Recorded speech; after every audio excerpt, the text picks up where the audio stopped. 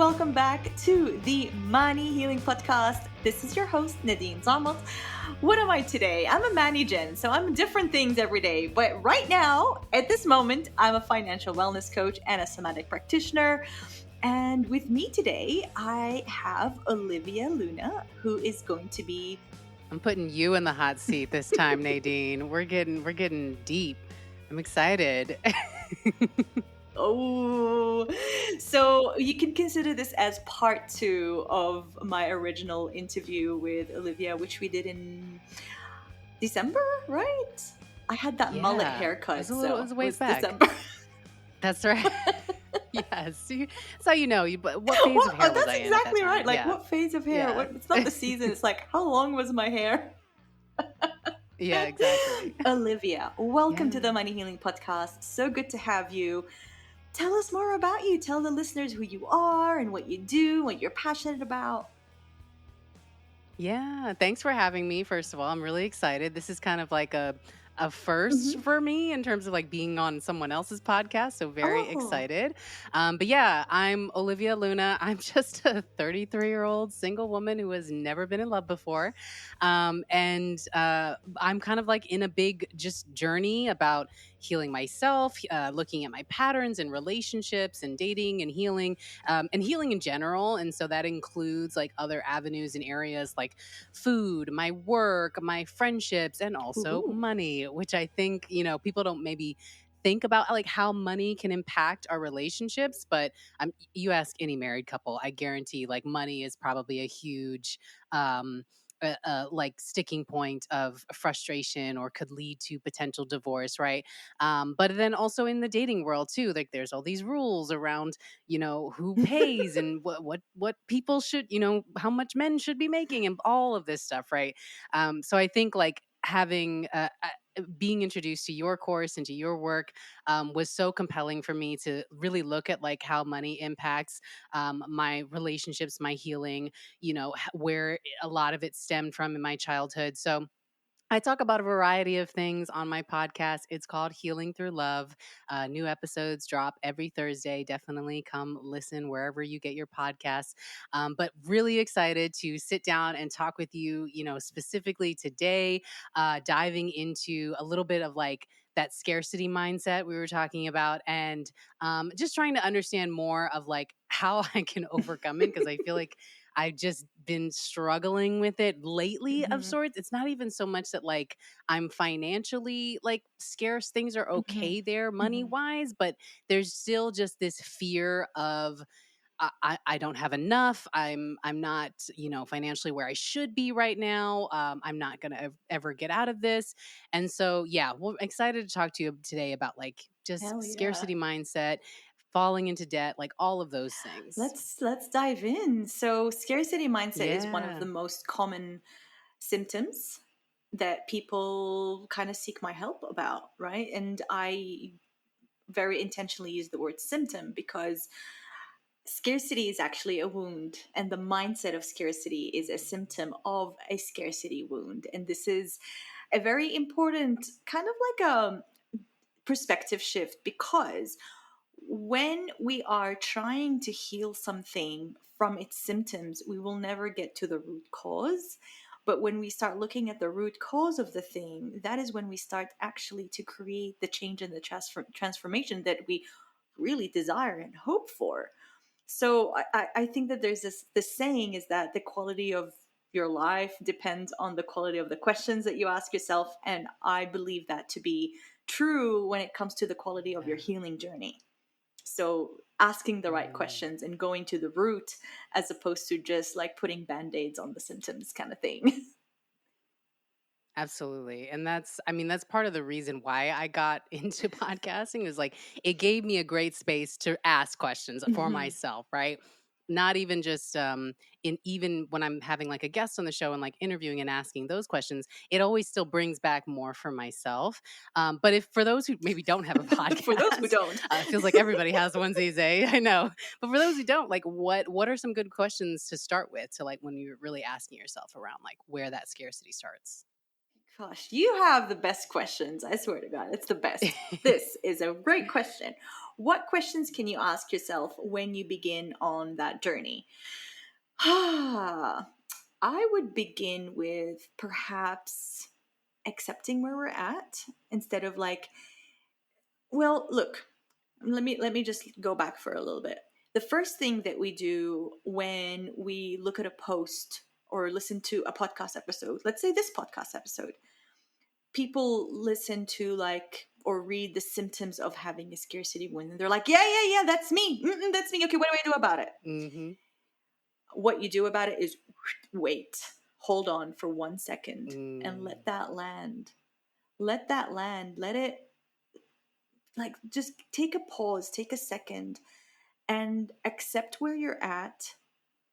And then the next step is I want you to just hear my words very clearly.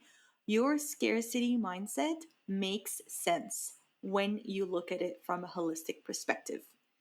If you are someone who has a scarcity mindset or scarcity wounding, it is not a character flaw. It is not because you are not abundant. Okay? It is because Mm. somehow in your history, maybe even before you were born, it was safe for your nervous system to have a baseline of scarcity. And that is it. Regardless, of course, the circumstances, sometimes it's important to look at what created that. But the first step I always say is be here, be present with what you are looking at instead of going straight into this like I need to fix it flight response or fight response even. Yes.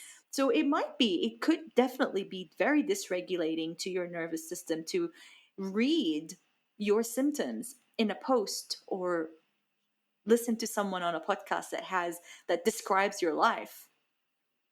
But first Mm. of all, receive it because abundance is actually receivership. If we don't receive ourselves first, exactly how we are, how do we expect to be abundant to what we want? So that is the first step. In terms of Mm. questions, there are many questions that we can ask ourselves, but the very baseline one would be how is this behavior, pattern, belief keeping me safe? Yes, I don't want it, but how is it keeping me safe? That's such a great question. Oh man. And I don't know. I guess I when I think of like even just the word safe and safety, right? Like automatically that just like brings up so much stuff of well that realization of oh man, so much of my life I haven't really felt safe. I haven't felt like totally secure as a result of my Mhm. upbringing or just my environment or past relationships, things like that. And that, like I said, it does translate over into other facets like money and like everything else where oh, because I don't feel safe, I'm reacting in this way or I'm doing these things. You talked a little bit about the flight, fight responses. Could you kind of go through a little bit more of those? Because I love the way that you kind of articulated in the past. It always like blew my mind. What I thought I was doing was like fighting, but really I'm not. So love for you to break that Of down for us. course, with pleasure. So we each, all of us have something called a nervous system, which has become a buzzword these days. But let's just like break it Hmm. down and simplify it. There's nothing woo woo or crazy about a nervous system. It's just what we have.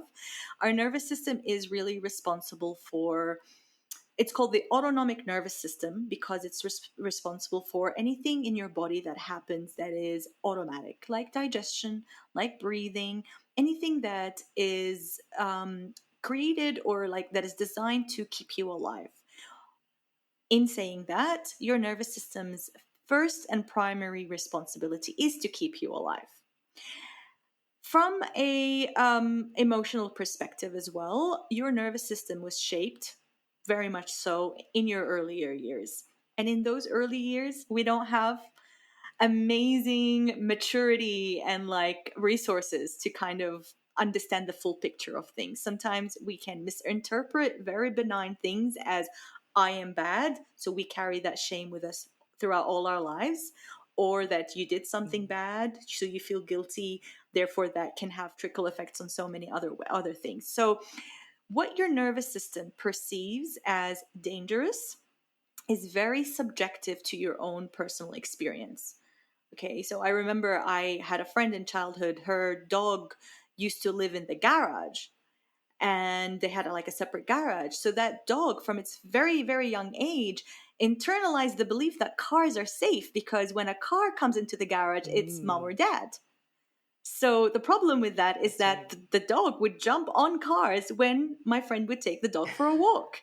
So the perception to that dog is that cars are safe, right? So they don't, that dog didn't Mhm, have the reflex of like, shit, car, get out of the way, flee kind of thing.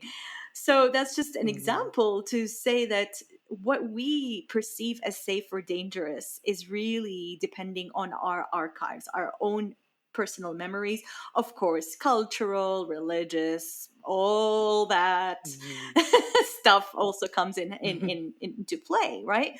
So when for some reason money registers as a threat or unsafe to your nervous system, you are reflexively going to react towards money in a dysregulated fight or flight, collapse or shutdown kind of way, or freeze, or even fawn. Okay, fawn, the people pleasing. So mhm. here's what gets tricky is that people come to me saying I'm very reactive with money, but I actually had a very good childhood when it comes to finances.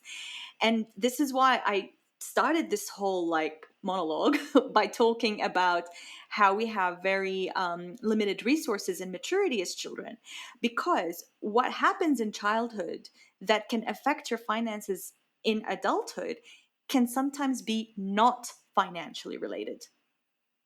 Okay, so sometimes it Mm, is directly financially related, like your dad was out of work, or like they had to file bankruptcy, or that you were so rich that you felt guilty all the time, like very, very financially, like directly yeah. related.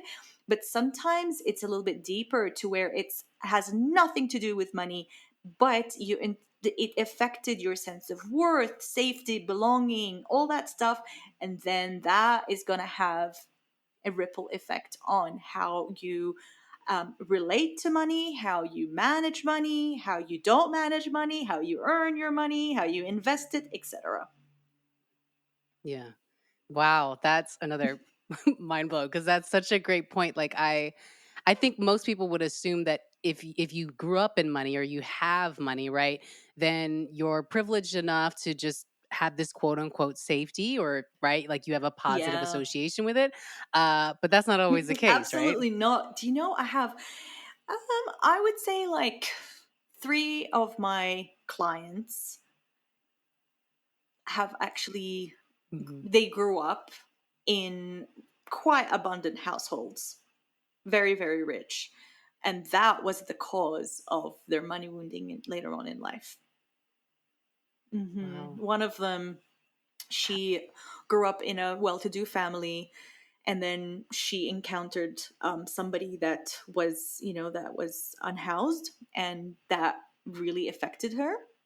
And growing up, Mm, she became, you know, I wouldn't say that because she encountered that person that happened. Obviously, it's way more complex than like this happened, so that happened, sure. right? So obviously, it's Right, like a right, bunch of right. things, but that was like the ouch, the big like that happened with her, that made her Mm, feel like it's better for me not to have money. So she would go into overspending habits to where she would put herself and her family, like later on, she got married and had children. She would put herself and her family in jeopardy because she didn't want to have money. Like, money was like, I don't want to have money.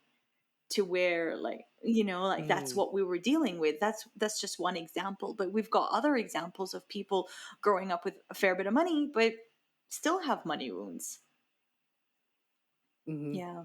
Wow, great Mhm. examples. And I think I can kind of relate to the young lady's story. Like we weren't necessarily like poor Mhm. growing up, but I would say we were like maybe middle class At at that that time, I time. guess. At the time, it's Oh different yeah. now, very different.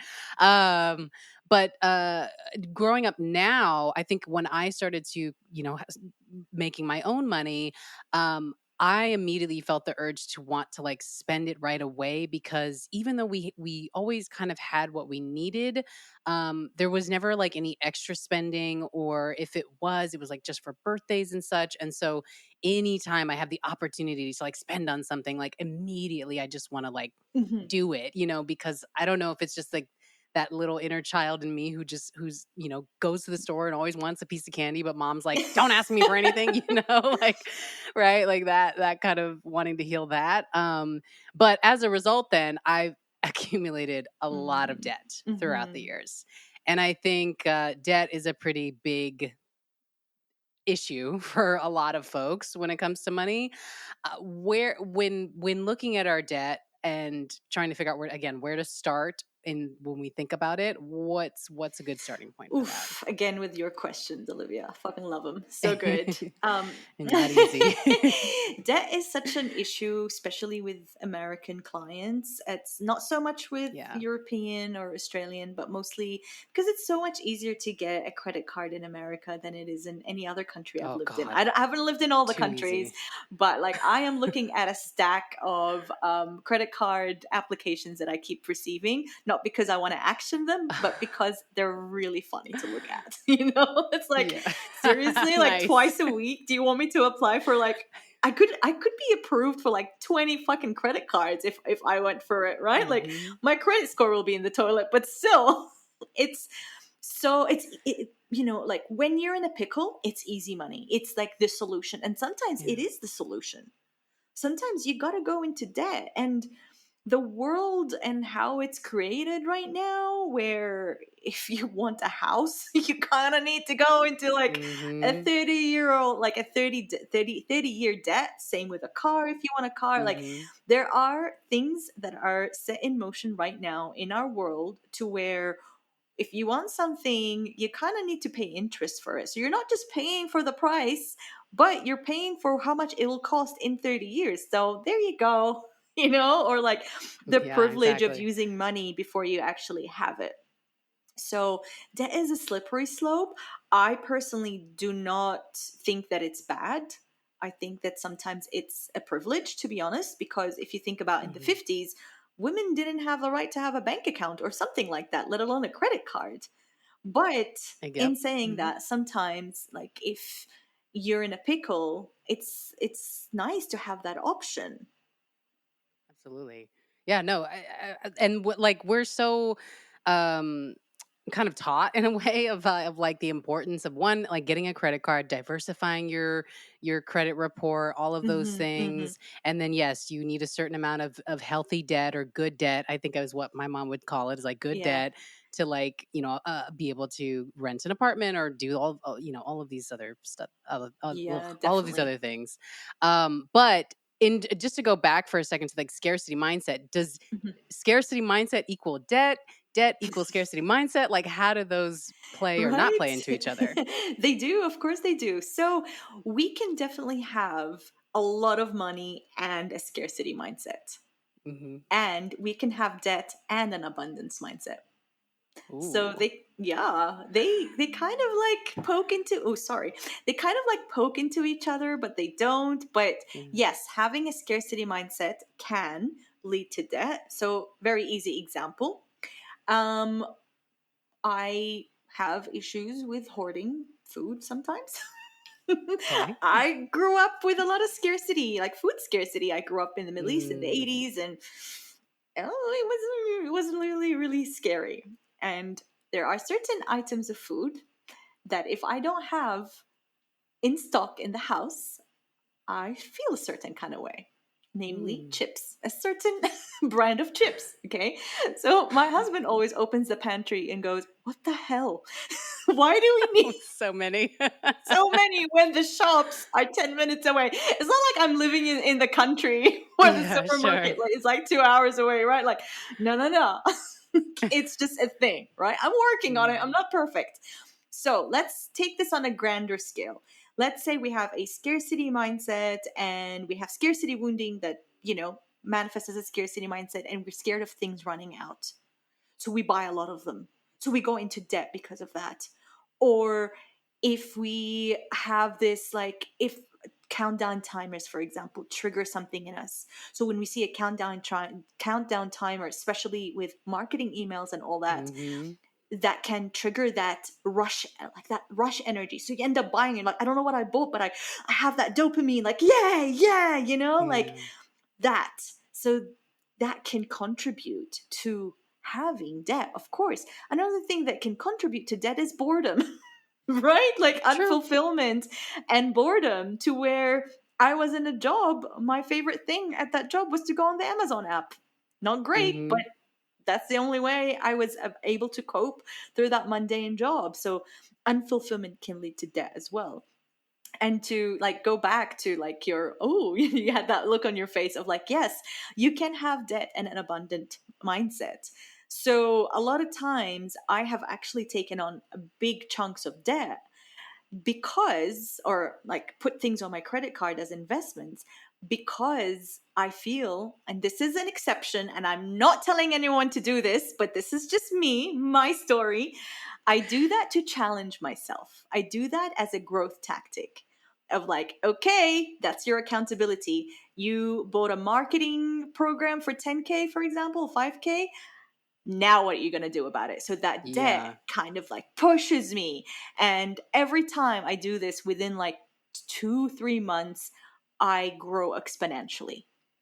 Amazing. I So feel like I do the same thing when I buy like a new gym membership or something. It's like I bought it, so now I've got to use it and I'm going to make the yes, most out of it, right? But yes, definitely asterisk not recommended for not everyone. recommended. Do not try this at home. But yeah, like you can definitely go into debt with this. Debt can be a power tool. You can, a lot of my richer clients, my rich entrepreneur clients, they never use their personal money when it comes to their business. They just take on credit cards, and interest is just like a liability that's like normal. Like, oh yeah, oh, whatever. That's what we do. Business owners. Haha. I know, right?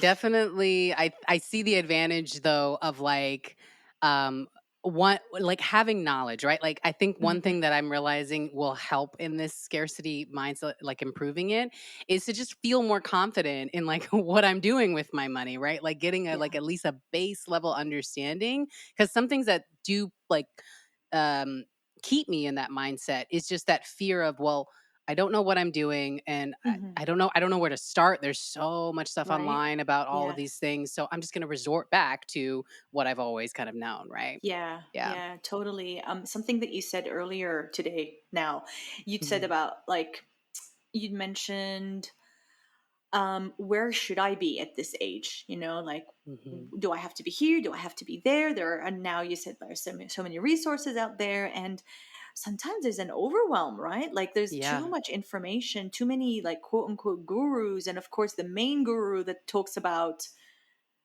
oh, debt is the devil, credit cards, blah blah blah. And Mm-hmm. I'm like, dude, really, really, Mm-hmm. do you want to continue perpetuating shame and trauma? Is that what you Mm-hmm. want to do? Why do you have 15 million followers? Not Oh, good. Please don't do not that. good. Oh God. Do you want my perspective?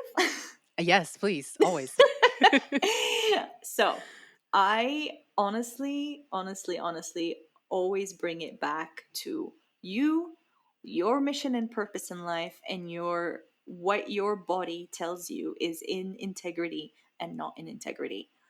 You can listen to somebody that makes millions of dollars, and they claim to have the right formula, and it's not because they're lying, it's because it's right for them, and maybe Right. for their, I don't know, 10,000 other people, whatever. But would it work for you? Is that what you want? Is that what you actually want? Like, when I was your age, when I was your age 10 years ago, at 33, 34 actually, I was in a very good job. Very, very good job. Very high paid job. And then your jaw is going to drop. They were paying 18% into our retirement with no contribution from us. Oh Yeah, your wow. jaw did drop. Oh, yeah. Oh wow. 18%. Yeah. Yeah.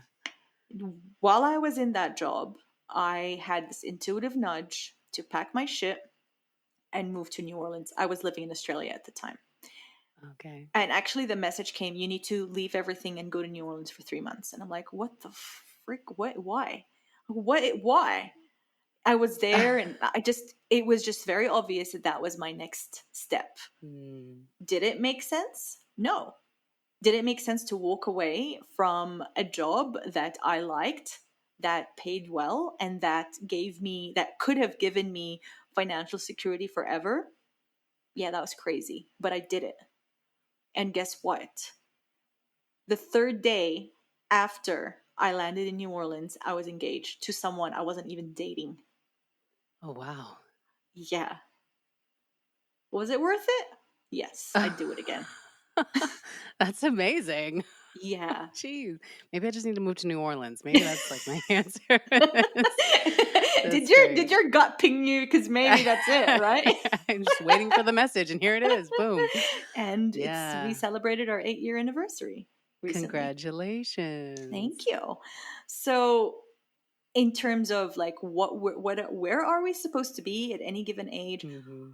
No one has the right to tell you. No one has the right to dictate how much money you're supposed to have in your account, what your money goals should be, and what your net worth should be.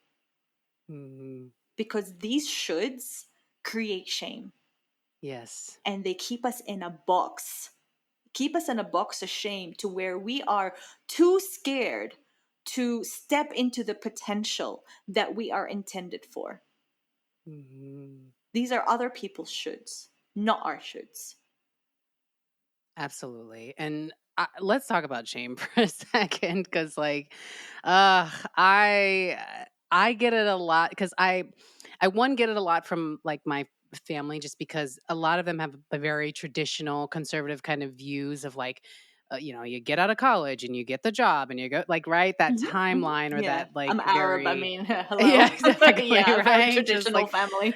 those rules and what we should be doing, Hmm. right. But also I think with the you know domination of social media and just how easily it is for us to just scroll for like a couple minutes and feel so, I don't know if I can curse on here, but like so shitty about our lives and where we're at. You see all these influencers that are like off in Ibiza and the Maldives and like doing all these things.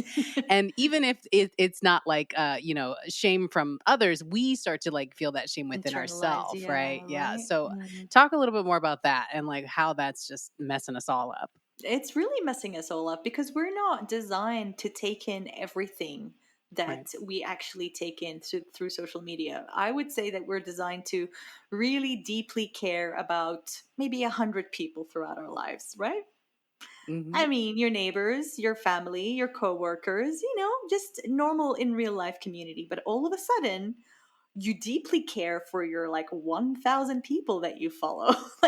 You really not only care about them, but their noise into your life. Like they speak into your life, whether they're actually saying words or demonstrating a certain lifestyle. It's still input that we're very much, in the past, you would be maybe subjected to that kind of like stuff if you open a magazine or if you watch a Mhm. movie or whatever that is. But now it's in your face, right? It's really hard. Yeah. And it's really hard not to compare yourself.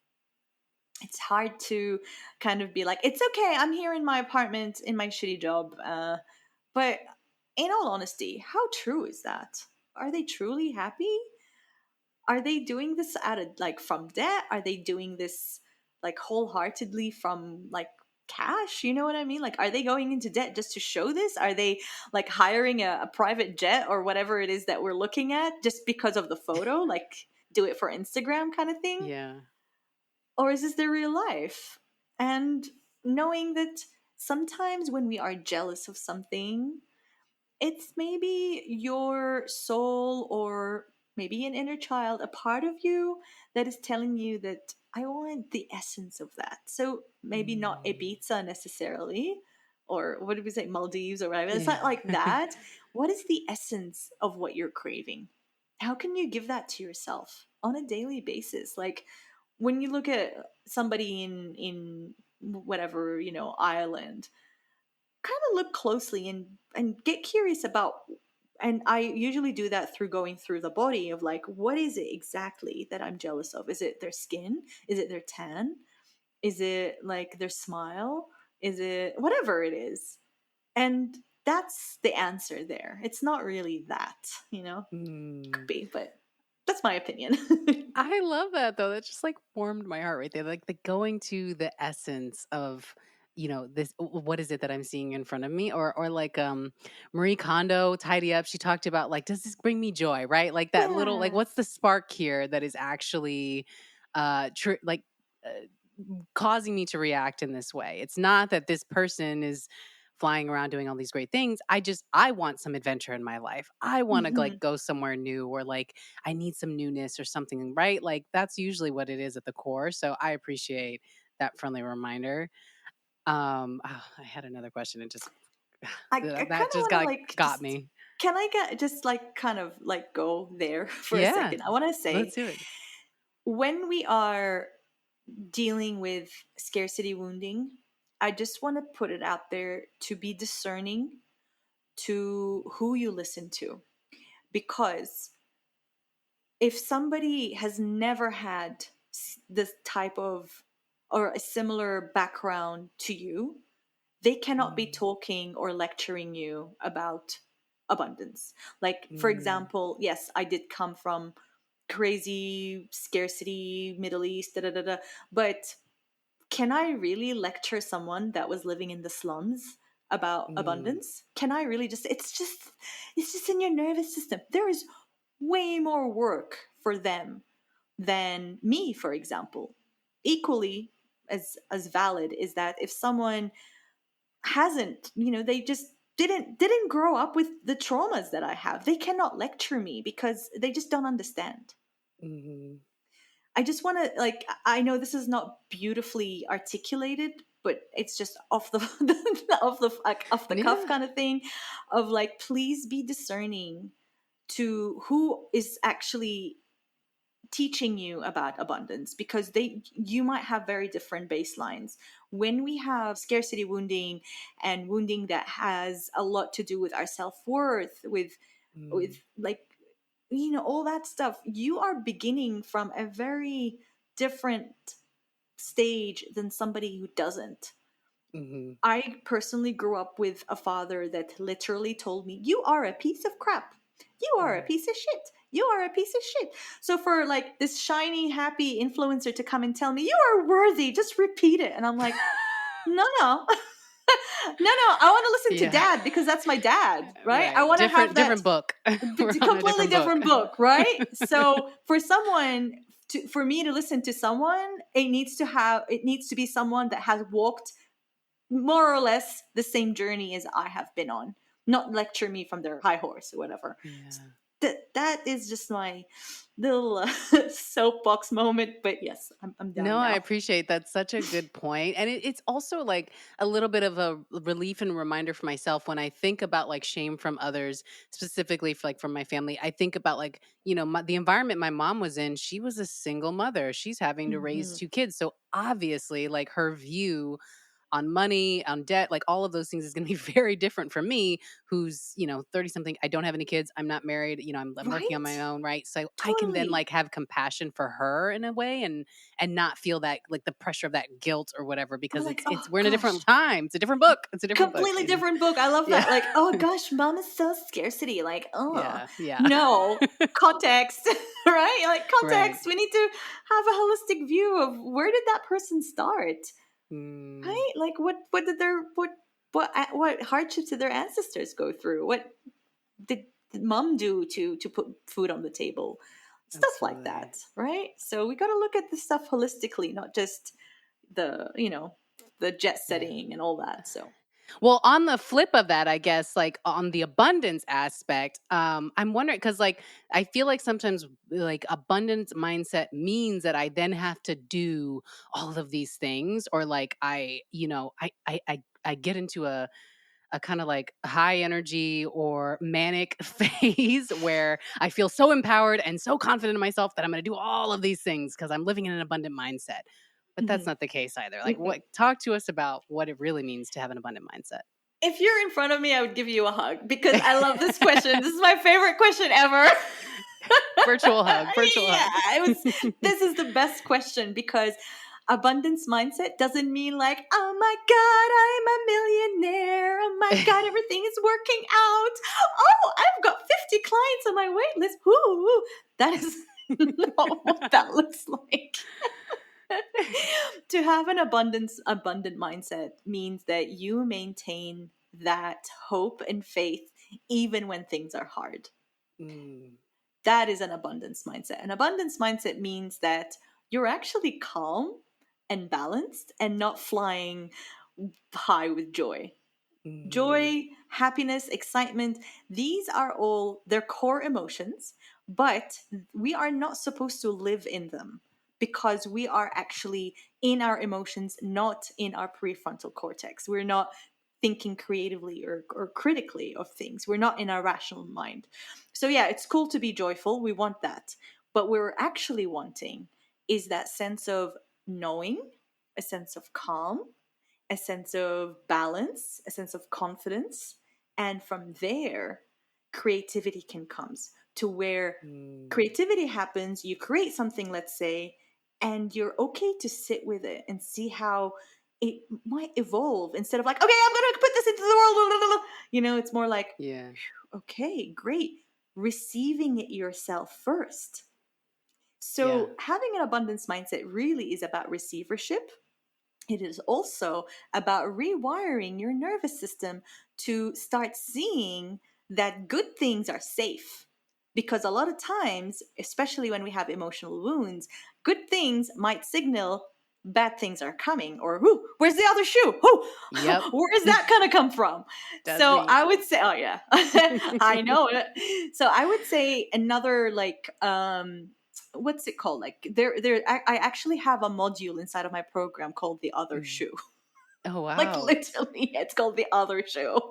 Nice. I love that. So when we have an abundance mindset, it's more like, so what if it falls? I'll catch it. Mm, So what if it falls?